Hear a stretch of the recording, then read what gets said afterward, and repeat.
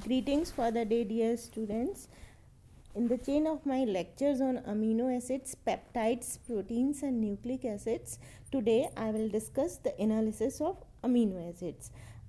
मेरे लेक्चर्स की श्रृंखला में मैं आज आपको अमीनो एसिड्स के विश्लेषण के बारे में जानकारी दूंगी। नाइट्रोजन के एटमॉस्फेयर में 6NHCl के द्वारा पेप्टाइड्स का जल अपघटन करने पर, हाइड्रोलिसिस करने पर उसके जो कॉन्स्टिट्यूएंट अमीनो एसिड्स होते हैं उनका मिश्रण मिलता है। उसके जो अवयवी अमीनो एसिड्स होते हैं उनका हमको मिश्रण प्राप्त होता है। 6NHCl के द्वारा जल अपघटित करने पर ट्रिप्टोफैन जो है वो नष्ट हो जाता है। ऐसे अमीनो एसिड्स की उपस्थिति ज्ञात करने के लिए हम 2N क्षार से भी पेप्टाइड का हाइड्रोलिसिस करते हैं, लेकिन इस प्रोसेस में आर्जिनिन, सिस्टीन, सीरीन व थ्रियोनिन जो हैं वो विलुप्त हो जाते हैं, वो डिसअपियर हो जाते हैं और साथ ही साथ कुछ अमीनो एसिड्स का रेसिमाइजेशन हो जाता है। एसिडिक मीडियम में कंपैरेटिवली बहुत कम रेसिमाइजेशन होता है। नीचे दी गई रिएक्शन में हम देख सकते हैं कि 6NHCl के द्वारा नाइट्रोजन के एटमॉस्फेयर में हाइड्रोलिसिस करने पर हमको उसके जो कॉन्स्टिट्यूएंट अमीनो एसिड्स हैं उनका मिश्रण प्राप्त हो रहा है। अमीनो एसिड्स के इस मिश्रण में प्रत्येक अमीनो एसिड को सेपरेट करके, पृथक करके उसको आइडेंटिफाई कर लेते हैं, उसकी पहचान कर लेते हैं और उसकी मात्रा को हम, उसकी क्वांटिटी को ज्ञात कर लेते हैं। इस कार्य के लिए बहुत सारे मेथड्स हैं जिनको हम एक एक करके उनका हम अध्ययन करेंगे। इस क्रम में जो सबसे पहला मेथड है वो है बाय आयन एक्सचेंज क्रोमेटोग्राफी या आयन विनिमय क्रोमेटोग्राफी। जो कॉलम क्रोमेटोग्राफी होती है उसमें हम सल्फोनाइज्ड पॉलीस्टाइरीन डाइविनाइल रेजिन को भर देते हैं। जो कॉलम होता है, क्रोमेटोग्राफिक कॉलम होता है, उसमें हम ये सल्फोनाइज्ड पॉलीस्टाइरीन डाइविनाइल रेजिन भर देते हैं और इसमें अत्यधिक ध्रुवीय, एक्सट्रीमली पोलर SO3H समूह होते हैं। अमीनो एसिड्स के मिश्रण को रेजिन के कॉलम के में हम ऊपर से नीचे की ओर हम फ्लो होने देते हैं, नीचे की ओर बहाते हैं और प्रोटीन विनिमय एक्सचेंज के द्वारा अमीनो एसिड्स अमोनियम आयन में और रेजिन सल्फोनेट आयन में परिवर्तित हो जाते हैं और इसके बाद में विभिन्न अमीनो एसिड्स के अमोनियम आयंस रेजिन के एनायंस पर अमीनो एसिड्स की एसिडिक मीडियम में भिन्नता के कारण भिन्न भिन्न स्ट्रेंथ के, अलग अलग स्ट्रेंथ के द्वारा अलग अलग स्थानों पर एड्जॉर्ब हो जाते हैं, अधिशोषित हो जाते हैं, जिनको बफर सॉल्यूशन की मदद से पृथक करके तोल लिया जाता है। सेकंड है पेपर वैद्युतकरण संचलन द्वारा by paper chromatography. Third method है पीएच परिवर्तन द्वारा अवशोषण, अवक्षेपण। सभी अमीनो एसिड्स के समविभव बिंदु आइसोइलेक्ट्रिक पॉइंट्स समान नहीं होते हैं, हमने पहले भी पढ़ा है इसके बारे में। इस बिंदु या पीएच पर इनकी जल में विलेयता न्यूनतम होती है। They have minimum solubility in water at this pH और at this point.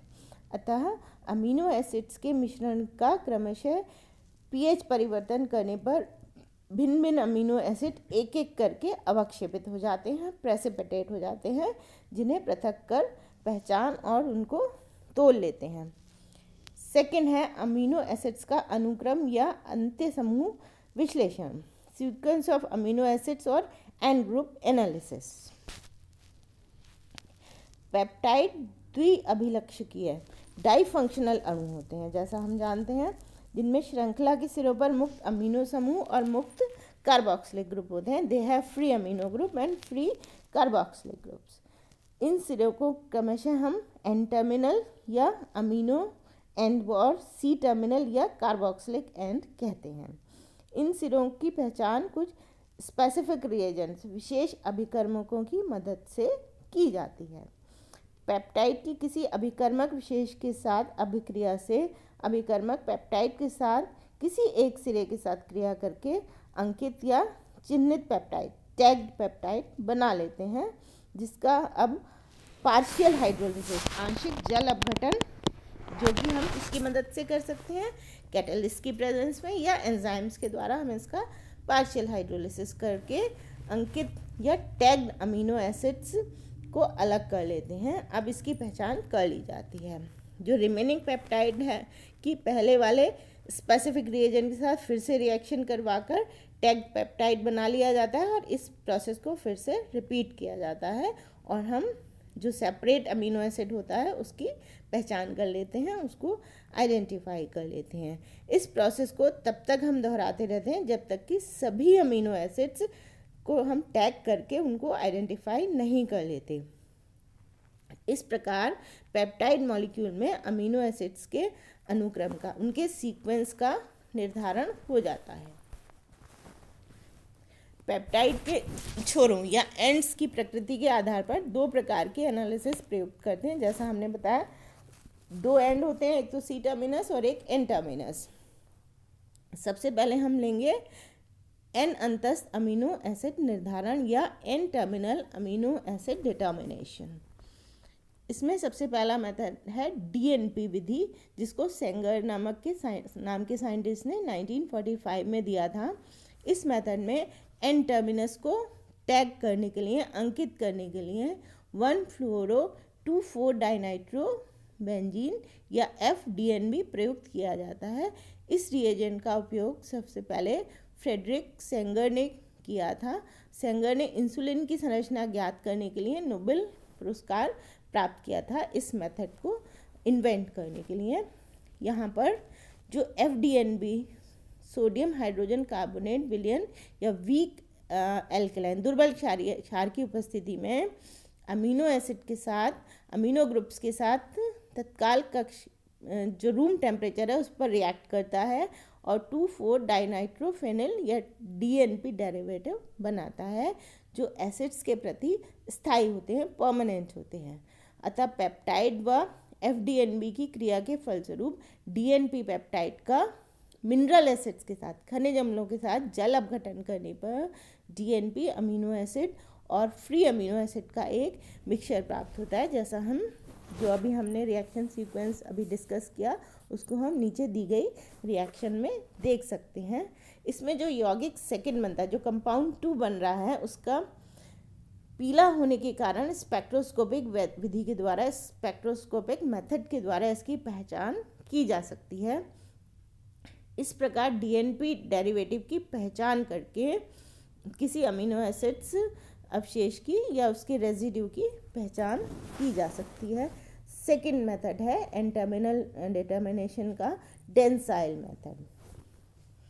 DNP method में आधुनिक अपरिवर्तन के अनुसार FDNB की जगह 5-डाइमिथाइल अमीनो नेफ्थलीन 1-सल्फोनिल क्लोराइड, या इसको हम डेंसाइल क्लोराइड कहते हैं, उसका उपयोग किया जाता है और इसके द्वारा हम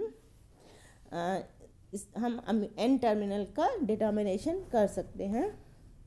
जो डेंसाइल मेथड है, इसका व्यापक उपयोग का कारण यही है कि डेंसाइल समूह अत्यधिक प्रतिदीप्तशील होता है, ये फ्लोरेसेंट होता है, जिससे उसकी फ्लोरीमेट्री द्वारा इसकी बहुत सूक्ष्म मात्रा, बहुत मिनिमम क्वांटिटी होने पर भी डेंसाइल अमीनो एसिड्स की पहचान और उसका एस्टिमेशन किया जा सकता है।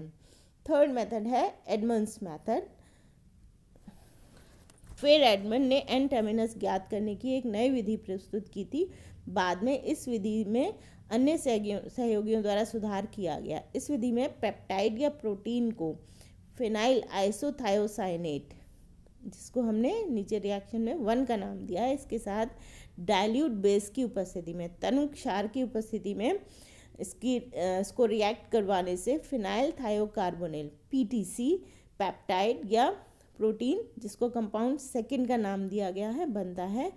इस प्रोडक्ट का डाइल्यूट HCl या ट्राइक्लोरोएसिटिक एसिड के वीक फेजेस में हाइड्रोलिसिस करने पर PTC पेप्टाइड फिनाइल थायोहाइडेंटाइन प्राप्त होता है, या PTH, जिसको कंपाउंड थर्ड से डिपिक्ट किया गया है, प्राप्त होता है, तथा शेष जो रिमेनिंग पेप्टाइड मॉलिक्यूल है, जिसको फोर्थ कंपाउंड का नाम दिया है, अप्रभावित रहता है।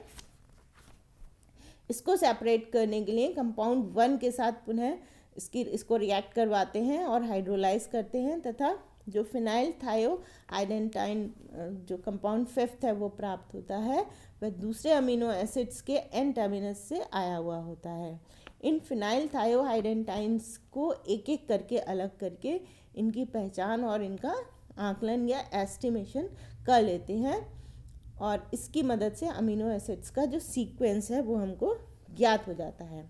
इस प्रोसेस को बार बार रिपीट करके पेप्टाइड या प्रोटीन में लगभग 40 अमीनो एसिड्स का सीक्वेंस का पता लगाया जा सकता है।